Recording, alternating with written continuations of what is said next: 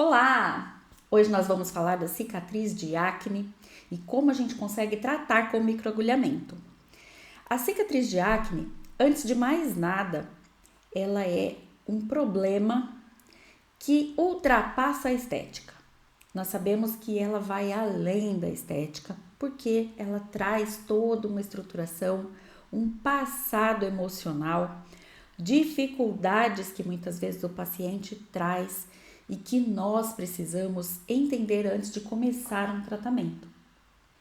E é importante a gente entender também que quando a paciente vem para nós, depois de todo esse processo, ela já vem com um histórico de frustrações, de dificuldades, tratamentos que muitas vezes não deram certo, e ela traz uma expectativa bem alta com relação ao atendimento. Por isso a gente precisa abordar com honestidade até onde o microagulhamento pode entregar um bom resultado, em que casos pode ser limitado e como a gente deve fazer isso. O processo de estabelecimento dessas cicatrizes de acne, ele não acontece de uma vez só.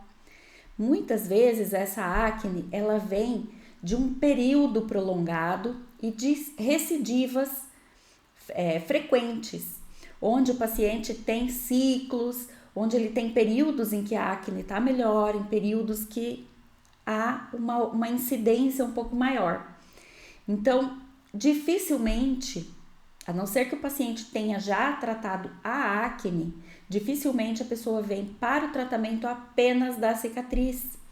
Ela vem, geralmente, buscando uma estabilidade do quadro dela e também buscando uma uniformização da pele. Então, nunca, ou na grande maioria das vezes, o paciente não vem só com a cicatriz de acne, mas vem acompanhada também de acne ativa, de manchas na pele, manchas pós-inflamatórias e também as cicatrizes. E olhando para o aspecto cicatricial, a gente também define determinados graus, porque algumas cicatrizes elas vão se instalar um pouco mais profundas e outras mais superficiais, que facilitam a uniformidade. Então, dependendo do grau, da espessura da pele, de como está o aspecto de retração tecidual, se existe alguma fibrose ou não. Então, dependendo de como está esse aspecto geral, é que nós vamos saber se nós podemos ter um bom resultado com o microagulhamento ou não.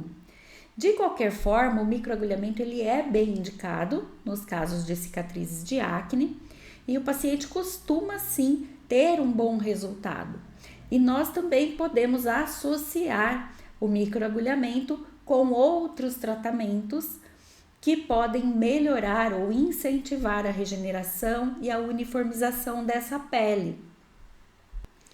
O microagulhamento ele pode ser utilizado tanto com a caneta elétrica, que é um dispositivo elétrico que vai fazer microcanais na pele, como também o equipamento de roller, que é um cilindro cravado com agulhas e que a gente vai fazendo a rolagem sobre a pele, abrindo microcanais. Algumas situações vão fazer com que a gente espere um pouco mais para entrar com esse recurso do microagulhamento, que são os casos da acne ativa.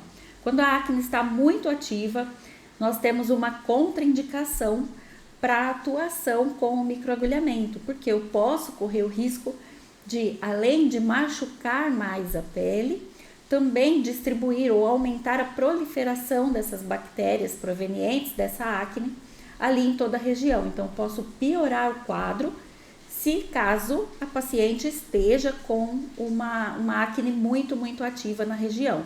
Então, dependendo do grau da acne, eu preciso antes tratar, fazer todo um processo de tratamento para que a gente consiga depois entrar com o processo de microagulhamento. Então, quando a gente pensa no microagulhamento para acne e para cicatriz de acne, a gente tem que pensar se essa pele tem acne ativa.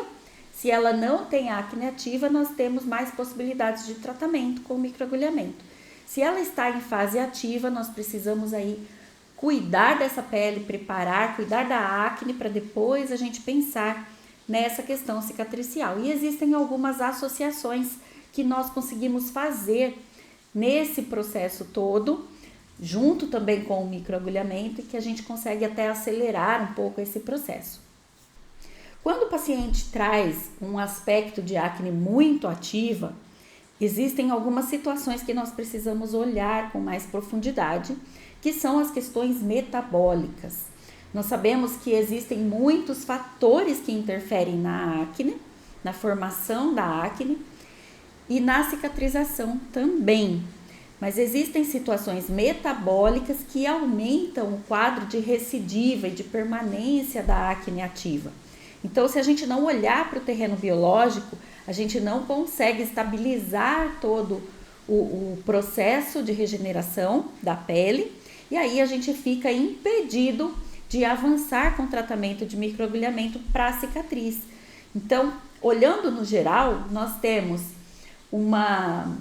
que ter uma visão muito apurada com relação ao momento que o paciente está, como vai ser esse processo e conscientizar também de que é um processo.